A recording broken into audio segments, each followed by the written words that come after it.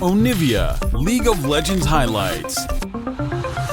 He does have that one clip where I was like, oh, well, I guess it's just Cassante, and then he 1v3'd. It's not. So many times knows this matchup. He's going to get slowed here. The whole team is in the brush, guys. As they're going to bubble it, they're going to get the flash out of Yehu. Trying to get something out of Chovy. Lahen's going to flash over the wall now. He's in a bit of trouble, as he doesn't have his flash anymore, and he should be going down here. As flash forward now from Pleta, looking for more. And it's first blood to Maokai. Sponge going to pick this one up. Yeah, some flashes down here, of course, to punish this Ashe Caitlyn. They do not have vision in the brush. So they saw him on the Gromp. They're not respecting this engage. Pleta does not have flash, so he's just dead. Guys, you saw him on the Gromp. Your support doesn't have flash. There wasn't a ward. There was no way to see him coming on the path towards his red. He's behind. He lost the buff already, so maybe he's not going to come bot, but either way, that's the way it did pan out. And now Sponge is on the bottom side of the map here. Pei's already taken a bunch of damage. Just step on a trap. He is going to cleanse away from the root, but this is pretty elementary, as a very nice dive does come in from the side of DRX. Well played. Teddy should be able to grab that plate as well. He does, and now Lahen's is next on the chopping block. Yep, Pleta going to tank up a couple of shots, and it's done perfectly. That's a couple of kills now for DRX on the bottom side of the map. Really massive. And Canyon, this time they read him correctly in that he's going to try to get the maximum value out of Rel's early clear on. He's so far behind on CS, plus the plate gold means he is just so significantly behind this lethality Caitlyn. As Frog. Yeah, he's in a lot of trouble. The knockup is going to come in here as he gets knocked away by the hammer. So Frog doesn't have any way to get away from this, although it does go pretty far away. But this is Cassante, who am I kidding? He's got another dash in about a second or two. It's a straight up solo kill that does come through from Keen. Keen's so good at this matchup. And Chovy's ultimate, and he will have to flash, as you mentioned, is once again Canyon stays down here.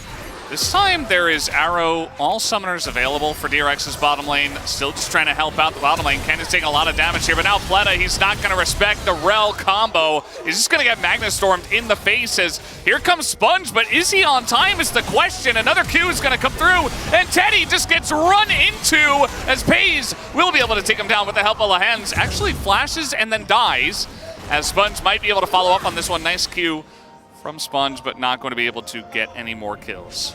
Some of that extra cooldown on the W is a celebration. Oh, boy. Bit of a messy one down there, but Gen.G have really evened up the gold. Yeah, and what do you do when new players join the LCK? You bully them. This dive is not going very well. Pei's just going to die to the turret. So actually, Gen.G are the ones bullying themselves, I guess. That dive was not it. What is going on, Valdez? Yeah, who's just dead? No flash, no rocket jump. Not sure how that one happened. Maybe he jumped in again. 3v3. And it's an engage from Canyon. Pleta is once again dead. He's just taking a huge amount of damage from this one, and now Canyon's in a bit of trouble. He's trying to run this one off with his horse pants, but it's not quite going to work out. The heal comes through, but the Q hits as down will go Lahen's, and DRX win the 3v3. Sponge has 4 kills, Valdez, in this game. He got that Night Spout early. And with the Merc Treads, he just runs at them. He doesn't care. And Pei's, he wants to stop these plates from going over, but he is actually now under threat. He wants to farm. Yehu is dead. Is he? 1 Q? Yeah, that's it. You knew he was dead. No rocket jump. She's chosen, and if you're a squishy Nami, you don't get out of there. And this one needs no explaining. Unfortunately, Yehu just overextending once he cleanse. And now Canyon, he's just going to say, okay, well, my mid lane's going pretty well, so I guess I'll just come here into the mid lane and help out with this. Meanwhile, in the top side, Sponge knows where his bread is buttered, as maybe he doesn't actually. Double TP's coming in from the entire side of Gen.G. Teddy is so dead, and down he will go. Keen not going to be able to catch Sponge, as Canyon will do the job instead, as he was just running up the river himself. The disengage cone is definitely going to help out very nicely here, but unfortunately, Cassante is more overpowered than the blast cones that try very hard to deny us any action. So he is going to pick up that kill, as Gen.G are right back in the game. Now, Frog was able to push bottom here, grab a turret. Yehu did a significant amount of damage to this mid turret, so it wasn't all for nothing here for DRX, who still maintained until that turret went down. Just pick up a couple. You've got a lot of shielding. You have the Nami as well. So at least you have that. Chovy might be in a bit of trouble here as the Maokai ultimate does come out. Does get caught by the edge of that one. Very nice shockwave. There is no wave here, but it does not matter as they just burst down Chovy. That's a big shutdown in the hands of Frog now. That was what I was talking about in the draft, the combo. You just press Maokai ult, you press Ash Arrow, and then you just shoot him with Jace. And if it's not a tanky target, if it's not the K'Sante, they will die. It was Orianna in this case. That's a huge shutdown, as you mentioned, for this Jace, who should be able to get that Muramana pretty soon now. Is going to get the turret as well. His tier is nearly stacked up, so suddenly Frog, a big threat here. And because of the 2-dragon lead and because it's just a little bit of shielding and healing power here for Orianna Nami, it's not really a big concern of DRX. They'd rather make that play onto Chovy, pick up that bounty gold. Teddy not confident to push up here and take this turret down. DRX still relevant in this game. Yeah, they absolutely are. They have an insane amount of poke with the Jace and the lethality Caitlyn, not to mention a lot of ways to get onto the targets, as we did just see. Out comes Sponge. The Rift Herald escape pod. Yeah. In action here, Sponge will have to flash away, but they're not done yet.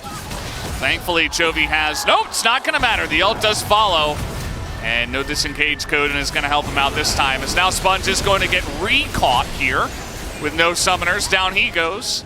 19 kills in a 21-minute game. Yeah, this game is definitely a very high kill. Very high. Frog, he's got the plant to give him some additional vision.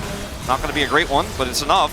The hawk shots are good. They know exactly the health of this as it is coming down. There is a trinket as well.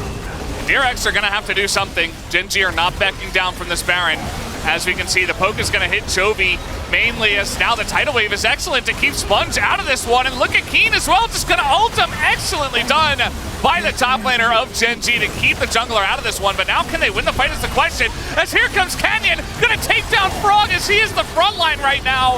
And the Maokai, Sponge, he's the only one left here with 380 carries. He's just got to turn tail and get out.